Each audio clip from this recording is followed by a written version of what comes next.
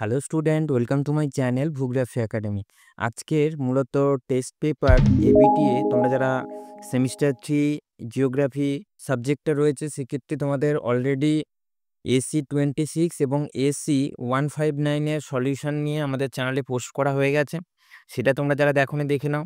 আজকে যেটা আলোচনার বিষয় সেটা হচ্ছে এসি 189। এই যে মডেলটা রয়েছে এই মডেলটা নিয়ে আজকের ব্রিফলি ডিসকাস করব এবং আমি শুধু অ্যান্সার বলে চলে যাব না, প্রত্যেকটার বিস্তারিত ব্যাখ্যা দেব। যে কারণে ভিডিওর একটা ইম্পর্টেন্স রয়েছে, তোমরা ভিডিওটা মাইনরলি দেখো এবং নিয়ারেস্ট বন্ধুদের মধ্যে ভিডিওটা শেয়ার করে দাও। আর তোমাদের সাপোর্ট অবশ্যই আমাদের পরবর্তীকালে ভালো ভালো ভিডিও চ্যানেলে নিয়ে আসার ক্ষেত্রে খুব উৎসাহ যোগাবে, যে কারণে তোমরা একটু চ্যানেলটাকে সাবস্ক্রাইব করে দাও। চলো তাহলে আজকে ভিডিওটা শুরু করা যাক। প্রথমত যে কোশ্চেনটা আসছে সেটা হচ্ছে ওয়েগনার উত্তর ও দক্ষিণ আমেরিকার পশ্চিম দিকে যে চলনের কারণ হিসেবে উল্লেখ করেছিলেন সেটা চারটে এখানে অপশান রয়েছে। আমরা জেনারেলি জানি দুটো তাদের শক্তি যেটা বেসিক্যালি মহাদেশগুলো সঞ্চালনের ক্ষেত্রে কার্যকরী ছিল ওয়েগনারের তত্ত্বে, একটা হচ্ছে জোয়ারি শক্তি আর একটা হচ্ছে বৈষম্যমূলক অভিকর্ষ টান। এক্ষেত্রে যেটা হবে সেটা হচ্ছে জোয়ারি শক্তি। জোয়ারি শক্তির ফলেই বেসিক্যালি উত্তর এবং দক্ষিণ আমেরিকা পশ্চিম দিকের চলন ঘটেছিল এবং বৈষম্যমূলক অভিকর্ষ টানের ফলে মহাদেশগুলোর নিরক্ষরেখামুখী সঞ্চালন ঘটেছিল। ঠিক আছে, এবারে 2 নম্বরে বিবৃতি 1-এ বলছে মহী সঞ্চালনের সপক্ষে যুক্তি স্বরূপ যে জিগসফিট এবং মেরু ভ্রমণ উল্লেখযোগ্য। মহী সঞ্চালনের যে আলফ্রেড ওয়েগনারের তত্ত্বটা সেখানে এই দুটো যুক্তি ছিল, তাহলে এটা ঠিক কথাই বলা হচ্ছে।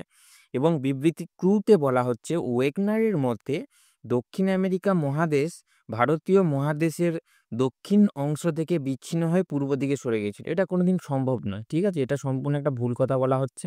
তাহলে এখানে অপশান এ যেটা রয়েছে শুধুমাত্র বিবৃতি 1 সঠিক, এটাই হবে এখানে কারেক্ট অপশান। এবারে 3 নম্বরে যে কোশ্চেনটা আসছে সেটা হচ্ছে নিচের যে পদ্ধতি পুঞ্জিত ক্ষয়ের মধ্যে পড়ে না তা হলো মৃত্তিকা বিসর্পণ, এটা তো পুঞ্জিত ক্ষয়ের মধ্যে পড়ে, তাহলে এটা হবে না। তারপরে হচ্ছে শিলাপতন, শিলাপতনও পুঞ্জিত ক্ষয়ের মধ্যে পড়ে, তাহলে এটাও হচ্ছে না।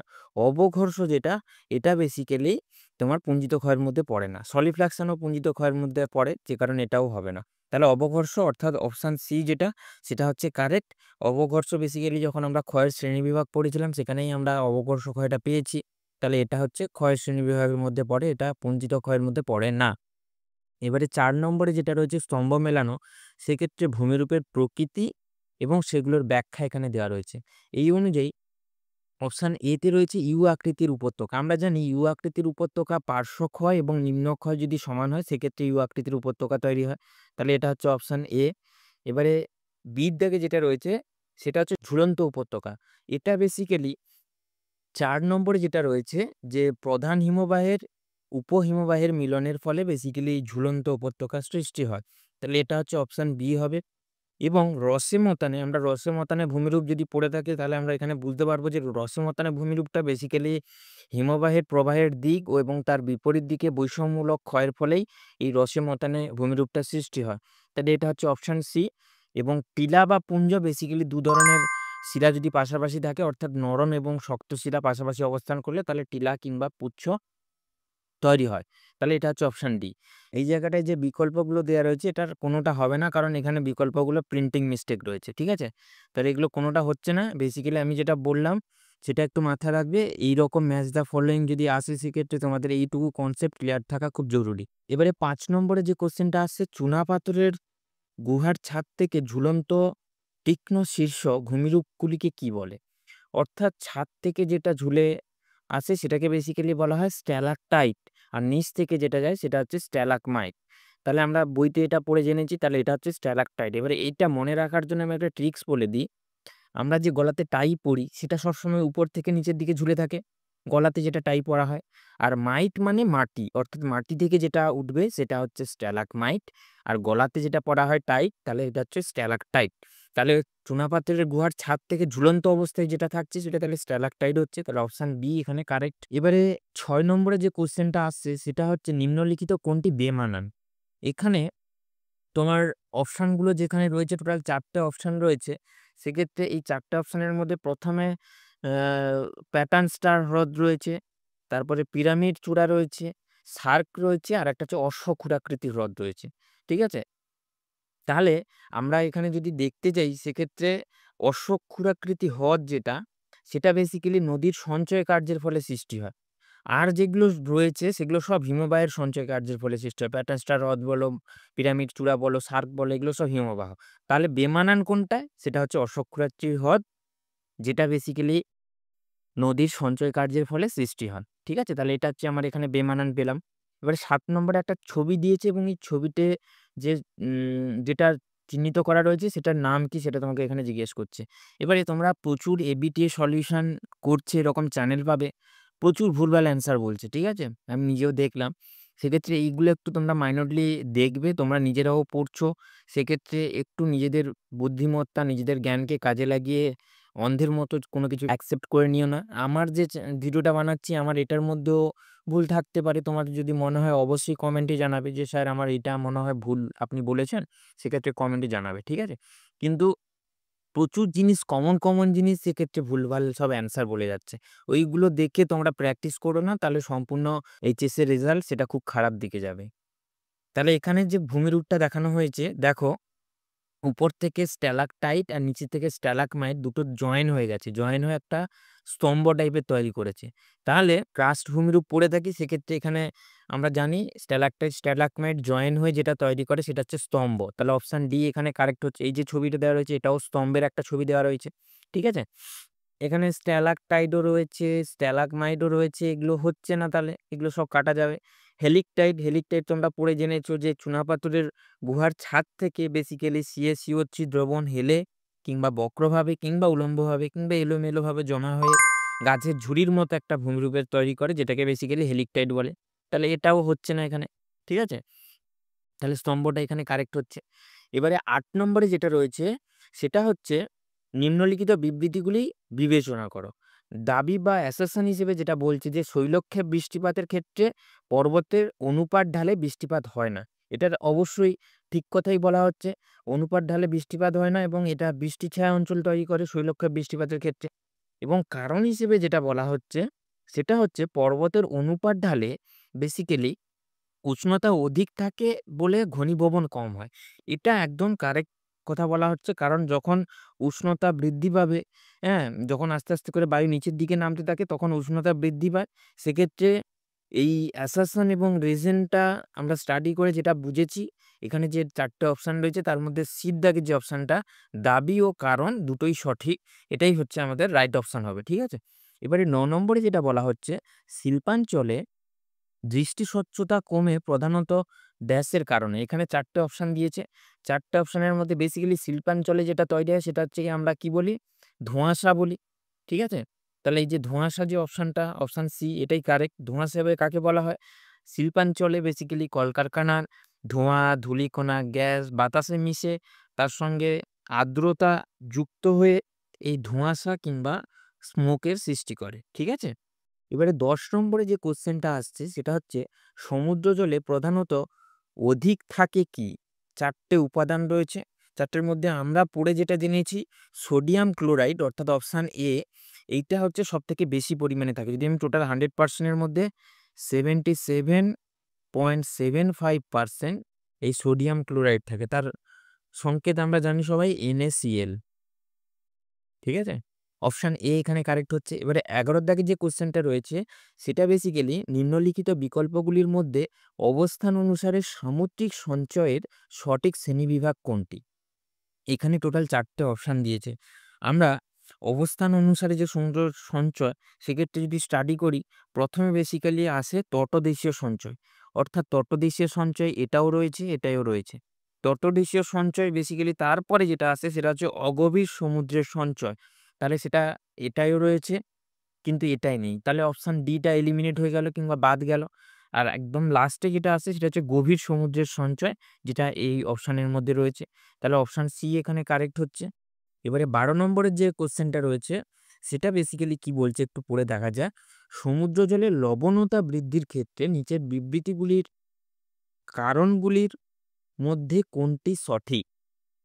সেক্ষেত্রে এখানে যে কটা অপশন রয়েছে তার মধ্যে এখানে যে কম বৃষ্টিপাত এবং অধিক বাষ্পীভবন, ঠিক আছে? এটাই হচ্ছে কারেক্ট হবে। কেন কারেক্ট হবে? তার কারণ যেখানে উষ্ণতা অধিক হবে সেখানে তো বাষ্পীভবন ঘটাটাও স্বাভাবিক। তাহলে কম বৃষ্টিপাত হচ্ছে মানে সেখানে উষ্ণতার পরিমাণ বৃদ্ধি পাচ্ছে বা সেখানে উষ্ণতার পরিমাণ বেশি। এমতো অবস্থায় সেখানে বাষ্পীভবনটাও অধিক হবে। ঠিক আছে? এটা বেসিক্যালি সমুদ্র জলের লবণতার ক্ষেত্রে এরকম কন্ডিশনটা কাজ করে। এবারে ১৩ র দাগে যে কোয়েশ্চেনটা সেটা বেসিক্যালি ওটেকের ফুল ফর্ম চাইছে। ওটিইসি। ওটিইসির ফুল ফর্ম আমরা বেসিক্যালি যেটা জানি ওশিয়ান থার্মাল এনার্জি কনভার্সন।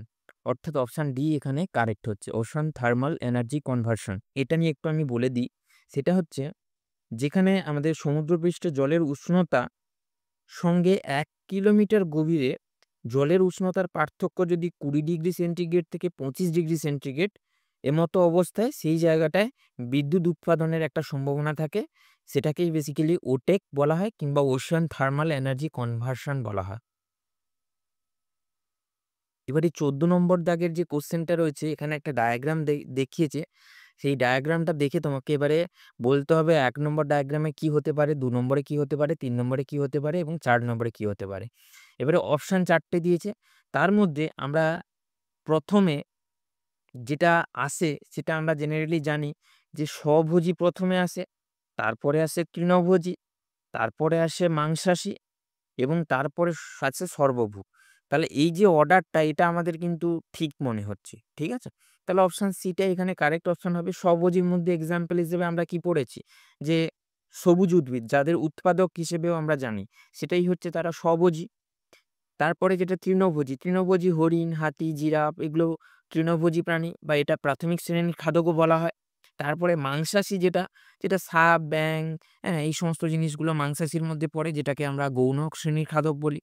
আর সর্বভুকের মধ্যে বাঘ রয়েছে, চিতা রয়েছে, ভাল্লুক রয়েছে যেগুলোকে বেসিক্যালি প্রগৌণ শ্রেণীর খাদক বলা হয়। তাহলে এই অর্ডারটা আমাদের এখানে কারেক্ট মনে হচ্ছে অপশন সিটা। এবারে ১৫ র দাগে যে কোয়েশ্চেনটা রয়েছে সেটা হচ্ছে নিচের বর্ণনাগুলির মধ্যে কোনটি সঠিক নয়? এখানে দেখো ১ম এ যেটা বলছে কেঁচো একটি ডেট্রিভোর প্রাণী। এটা একদম ঠিক কথাই বলা হচ্ছে। কেঁচোকে আমরা ডেট্রিভোর প্রাণী হিসেবেই জানি বা এবং এদেরকে বিয়োজকও বলা হয়। ঠিক আছে? এবারে ২ নম্বরে যেটা বলা হচ্ছে বাস্তুতন্ত্রে বিয়োজকের সংখ্যা সবচেয়ে কম। এটা সম্পূর্ণ একটা ভুল কথা। বাস্তুতন্ত্রে বিয়োজকের সংখ্যা বেশি, অনেকটাই বেশি। ঠিক আছে? এরা বেসিক্যালি সেই সমস্ত জীব যারা মৃত উদ্ভিদ কিংবা প্রাণী কিংবা তাদের যে বজ্র পদার্থ সেগুলোকে ভেঙে সহজ জৈব অজৈব পদার্থে পরিণত করে। তার মধ্যে তোমার ছত্রাক, ব্যাকটেরিয়া এইগুলো বেসিক্যালি সব বাস্তুতন্ত্রের বিয়োজকের এক্সাম্পল হিসেবে আমরা বলতে পারি। তারপরে যেটা বলছে যে সির দাগে এখানে একটা স্পেলিং মিস্টেক রয়েছে। লিন্ডেম্যান লেখা রয়েছে। এই যে দন্তে নয় তয় একার লেখা রয়েছে। এটা হচ্ছে লিন্ডেম্যান হতো।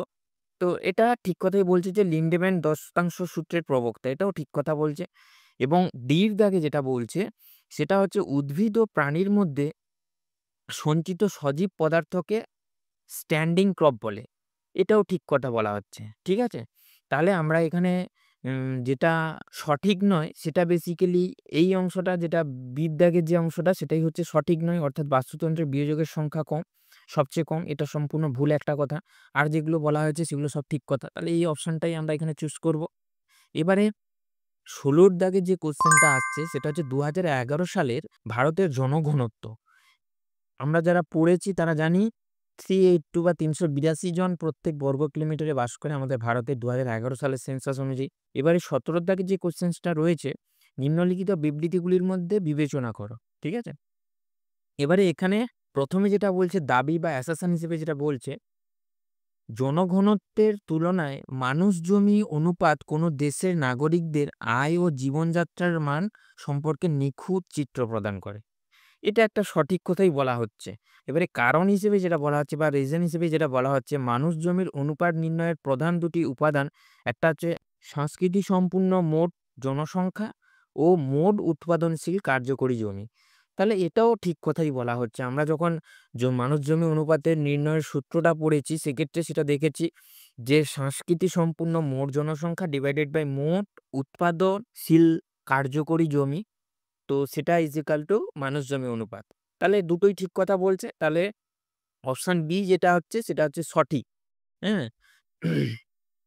তারপরে নেক্সট ১৮ নম্বর যে কোয়েশ্চেনটা রয়েছে সেটা হচ্ছে কাম্য জনসংখ্যার প্রবক্তা কে?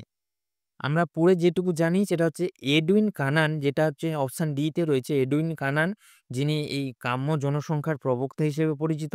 এবারে ১৯ নম্বর দাগের যে কোশ্চেনটা রয়েছে সেটা হচ্ছে উন্নয়নশীল দেশের জনসংখ্যা পিরামিডের মধ্যভাগ স্ফীত হওয়ার কারণ। এখানে টোটাল ৪ টে অপশন রয়েছে। তার মধ্যে অপশন ডি যেটা রয়েছে সেটা হচ্ছে কর্মক্ষম জনসংখ্যা অধিক।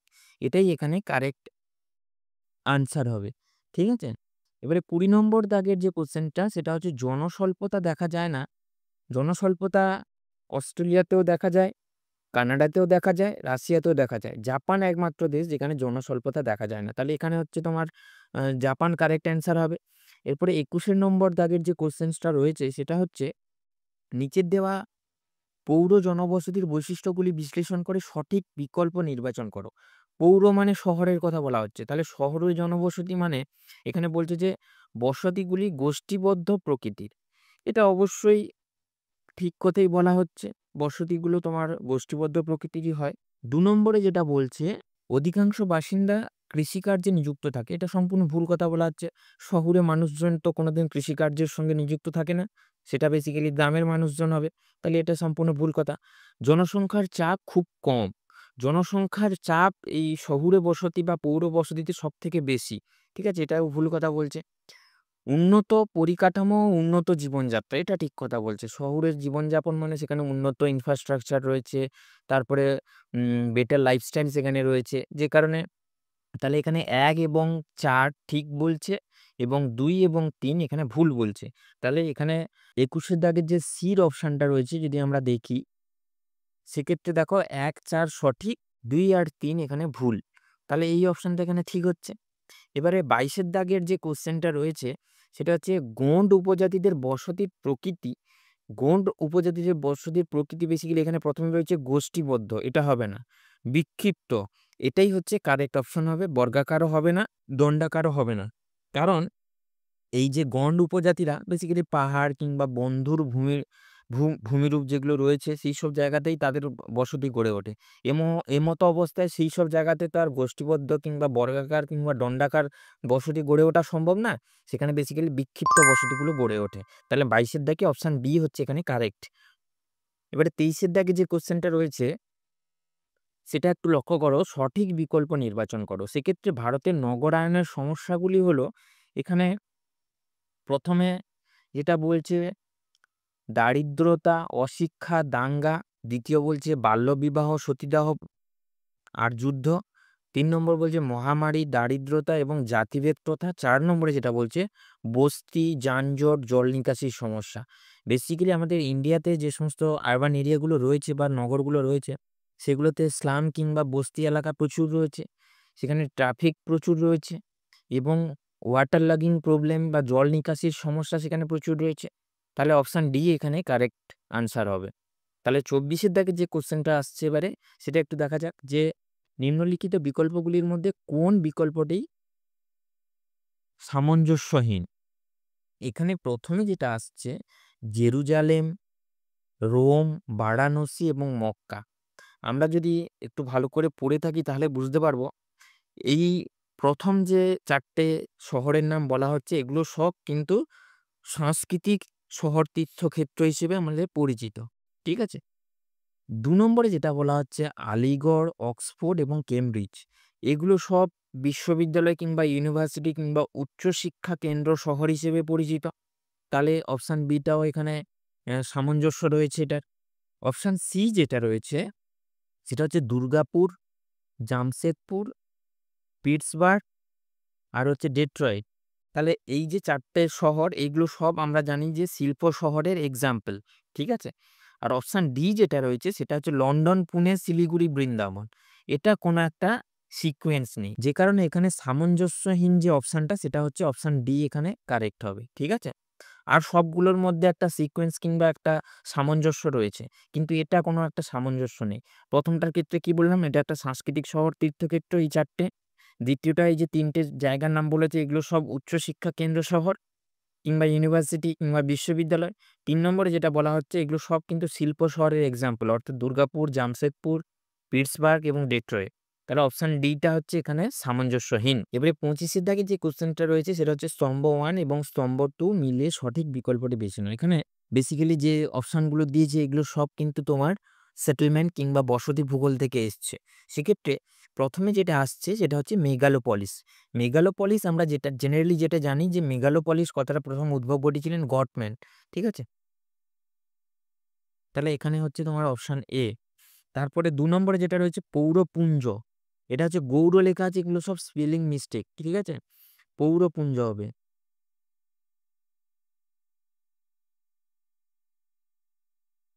পৌরপুঞ্জ কিংবা এটাকে কোণার বিষাণু বলা হয়। তাহলে পৌরপুঞ্জ বেসিক্যালি আমাদের যে ভূগোলবিদ পেট্রিক গেডেস, হ্যাঁ? ২ নম্বরে যে অপশনটা রয়েছে।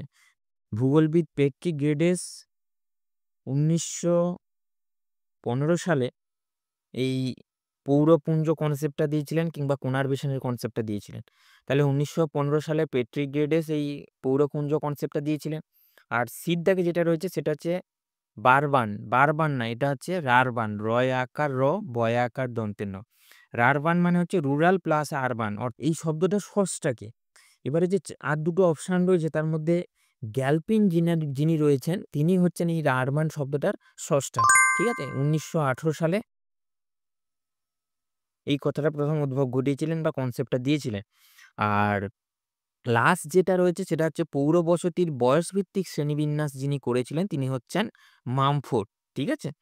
মামফোর্ড 1938-এ এই পৌর বসতির বয়সভিত্তিক শ্রেণীবিন্যাস করেছিলেন। সেক্ষেত্রে তিনি ৬টি শ্রেণীর কথা বলেছিলেন।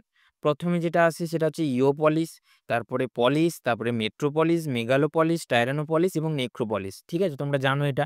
তাহলে এই ৬টা ক্লাসিফিকেশন যিনি দিয়েছিলেন তিনি হচ্ছেন মানফোর্ড 1938-এ, যেটা বেসিক্যালি পৌর বসতির বয়সভিত্তিক শ্রেণীবিন্যাসের মধ্যে পড়ছে। তাহলে এখানে আমরা যদি অপশানগুলো মিলিয়ে দেখি, প্রথমেই যেটা আসছে সেটা হচ্ছে সির দাগের ১। সির দাগের ১ এখানে এই জায়গাটায় রয়েছে। তাহলে এই অপশানটা এখানে আমি ঠিক বলতে পারি কারণ এটাও নেই, এটাও নেই, এটাও নেই।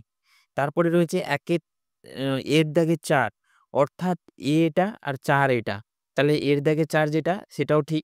তাহলে এই যে অপশানটা রয়েছে এই অপশানটা এখানে কারেক্ট হচ্ছে অপশান এ।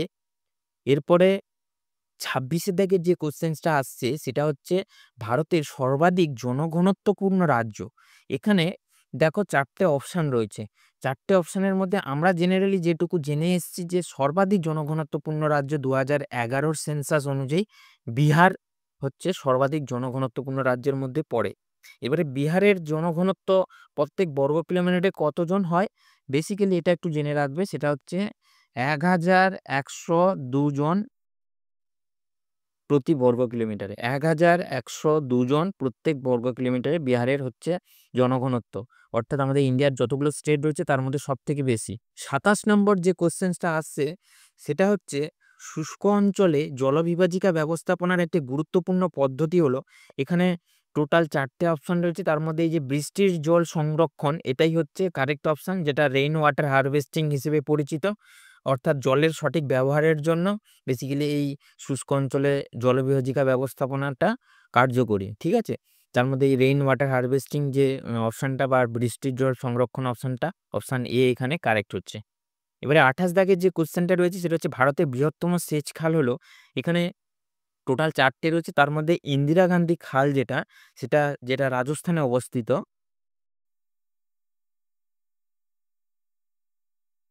এই রাজস্থানে অবস্থিত ইন্দিরা গান্ধী খাল হচ্ছে আমাদের ভারতের মধ্যে সবথেকে বৃহত্তম সেচ খাল, যেটা বেসিক্যালি তোমার পাঞ্জাব, রাজস্থান, হরিয়ানার জলসেচের ক্ষেত্রে খুব গুরুত্বপূর্ণ একটা ভূমিকা পালন করে এই ইন্দিরা গান্ধী খাল, ঠিক আছে? এবারে ২৯ দাগের যে কোশ্চেনটা রয়েছে সেটা হচ্ছে স্তম্ভ মেলানো। একটা হচ্ছে শক্তি সম্পদ আর একটা হচ্ছে সর্বাধিক ব্যবহারকারী দেশ। এবারে এই কোশ্চেনটা নিয়ে আমার একটু কনফিউশন রয়েছে, তবুও আমার যেটা মনে হয়েছে সঠিক আমি সেটা বলে দিচ্ছি। প্রথমে যেটা রয়েছে বায়ুশক্তি, বায়ুশক্তির ক্ষেত্রে চায়নার নাম আসে প্রথমে, ঠিক আছে? তারপরে জৈব গ্যাস বিদ্যুৎ শক্তি, জৈব গ্যাস বিদ্যুৎ শক্তি বেসিক্যালি জার্মানি। তারপরে হচ্ছে ভূতলটা ভূতাপ শক্তি হবে, এখানে স্পেলিং মিস্টেক রয়েছে, এটা একটু দেখে নেন। সেটা বেসিক্যালি আমেরিকা যুক্তরাষ্ট্র হবে। এবং ডির দাগে যেটা রয়েছে সর্বপ্রথম ৯০ প্ল্যান্ট যেটা রয়েছে সেটা হচ্ছে কিউবা হবে। তাহলে এখানে আমি যদি অপশনের দিকে চোখ রাখি, সেক্ষেত্রে অপশান এ যেটা রয়েছে সেটা এখানে কারেক্ট অপশান হবে। ঠিক আছে? এরপরে যেটা বলছে সেটা একটু ভালো করে দেখো যে অনুচ্ছেদটি মনোযোগ সহকারে পড়ো এবং নিম্নলিখিত প্রশ্নের উত্তর দাও। যেটা ৩০ নম্বর প্রশ্ন এবং ৩১ নম্বর প্রশ্নটার উত্তর এখানে তোমাকে দিতে হবে এই অনুচ্ছেদটা পড়ে। কি বলছে? বিখ্যাত কৃষিবিজ্ঞানী মার্কিন অধ্যাপক ডক্টর নরম্যান আর্নেস্ট বোরলক ১৯৫১ সালে উচ্চ ফলনশীল গমের বীজ আবিষ্কার করেন। ঠিক আছে? এই উচ্চ ফলনশীল গম বীজ আবিষ্কারের মাধ্যমে পৃথিবীতে সবুজ বিপ্লবের সূচনা হয়েছিল। তাহলে প্রথমে নরম্যান বোরলগ উচ্চ ফলনশীল গমের বীজ আবিষ্কার করেছিল, যার ফলে আমাদের পুরো পৃথিবী জুড়ে সবুজ বিপ্লবের সূচনা হয়েছিল। অপরদিকে ফিলিপাইন্সের ম্যানিলার আন্তর্জাতিক ধান গবেষণা সংস্থার উন্নত ধান বীজ আবিষ্কার হয় এবং তার ফলেই ধানের ক্ষেত্রেও এই বিপ্লবের সূচনা হয়। সাধারণত উচ্চ ফলনশীল বীজ সংগঠিত জলসেচ, রাসায়নিক সার, কীটনাশক প্রভৃতি ব্যবহারের মাধ্যমে সবুজ বিপ্লব পূর্ণতা পেয়েছিল। এবারে বলছে ভারতবর্ষে পাঞ্জাব, হরিয়ানা, উত্তরপ্রদেশে রাজ্যে গম উৎপাদনে বৃদ্ধির মাধ্যমেই সবুজ বিপ্লব সর্বাধিক প্রভাব বিস্তার করেছে। এছাড়াও এই দেশে শ্বেত বিপ্লব, নীল বিপ্লব, গোলাপি বিপ্লব, হলুদ বিপ্লব এবং রূপালী বিপ্লবের দ্বারা যথাক্রমে দুগ্ধ উৎপাদন, মৎস্য উৎপাদন, চিংড়ি উৎপাদন এবং তৈলবীজ উৎপাদন এবং ডিম উৎপাদন বৃদ্ধি হয়েছে। এবার প্রত্যেকটা অর্ডার অনুযায়ী এখানে বলা রয়েছে। প্রথমে হচ্ছে তোমার শ্বেত বিপ্লব, এখানে দেখো দুগ্ধ উৎপাদন লেখা রয়েছে। তারপর নীল বিপ্লব, মৎস্য উৎপাদন। তোমরা যারা পড়ে দেখেছো তারা অবশ্যই জানো। সেক্ষেত্রে এখানে এইটা পড়ে অনুচ্ছেদটা পড়েই তোমাদের মাথায় চলে আসবে যে নীল বিপ্লব মাছ, গোলাপি বিপ্লব চিংড়ি, আর হলুদ বিপ্লব তৈলবীজ, আর রূপালী বিপ্লব হচ্ছে ডিম। এবারে এটা নিয়েও একটা কোশ্চেন আছে। ৩০ নম্বরে কি বলছে? যে পৃথিবীতে সবুজ বিপ্লবের সূচনা হওয়ার পিছনে প্রধান কারণ, এখানে ৪টে অপশন রয়েছে, তার মধ্যে এই যে উচ্চ ফলনশীল বীজের আবিষ্কার, এটাই হচ্ছে এখানে কারেক্ট অপশন হবে। কারণ এখানেই বলে দিয়েছি দেখো প্রথমেই যে ১৯৫১ সালে উচ্চ ফলনশীল গম বীজের আবিষ্কার করেন, যার ফলে তোমার পৃথিবীব্যাপী একটা সবুজ বিপ্লবের সূচনা ঘটেছিল। তাহলে অপশন ডি এখানে কারেক্ট অপশন হচ্ছে। এবারে ৩১-এর দাগে সঠিক বিকল্পটি বেছে স্তম্ভ মেলাতে বলছে। সেক্ষেত্রে হলুদ বিপ্লব মানে আমি কি বললাম যে তোমার তৈলবীজ উৎপাদনিকা হলুদ বিপ্লবের সঙ্গে যুক্ত। তারপরে যেটা রয়েছে নীল বিপ্লব হচ্ছে মৎস্য। তারপরে তোমার রূপালী বিপ্লব বেসিক্যালি তোমার ডিমের সঙ্গে যুক্ত। আর শ্বেত বিপ্লব বেসিক্যালি দুধের সঙ্গে যুক্ত। তাহলে এইখানে যে কারেক্ট অপশনটা সেটা কোনটা হবে একটু দেখে নেওয়া যাক। তাহলে প্রথমে আসছে সিদ্ধাগে ১, এখানেও রয়েছে সিদ্ধাগে ১, এখানেও রয়েছে। তারপরে হচ্ছে এর দাগে ২ এটাতে শুধু রয়েছে, কিন্তু এটার ক্ষেত্রে এটা ৩ রয়েছে। তাহলে এটা এলিমিনেট হয়ে গেল। তাহলে অপশন বি যেটা সেটা একটু মিলিয়ে দেখে নাও। অপশন বিটাই এখানে কারেক্ট হচ্ছে। ঠিক আছে? এবারে এখানে কি বলছে দেখো, নেক্সট ৩২ নম্বর দাগের যে কোশ্চেনটা বলা হচ্ছে সেটা হচ্ছে ভারতের জাতীয় সড়কগুলি পরিচালনা করে সংস্থা। সংস্থাটার নাম এখানে জিজ্ঞেস করছে। অর্থাৎ পিডব্লিউডি যেটা পাবলিক ওয়ার্কস ডেভেলপমেন্ট, এই পিডব্লিউডি সংস্থা বেসিক্যালি ভারতের জাতীয় সড়কগুলি পরিচালনা করে। এটা হচ্ছে তোমার এখানে রাইট অপশন হচ্ছে অপশন বি। এবারে ৩৩ নম্বর দাগের কোশ্চেন বলছে যে সার্ক সদস্যভুক্ত দেশগুলি নিজেদের বাণিজ্যিক উন্নতির জন্য যে সংস্থা গঠন করেছিল সেটা এখানে সাপটা বলে যে অপশনটা রয়েছে অপশন এ সাপটা, এটাই বেসিক্যালি তারা গঠন করেছিল ২০০৪ সালে ইসলামাবাদে অনুষ্ঠিত হওয়ার সময় সার্কের ১২তম যে সম্মেলনটা সেইখানে সাপটা সংগঠিত করেছিল, যার ফুল ফর্ম হচ্ছে south Asian free trade area. এখানে আমি লিখে দিচ্ছি।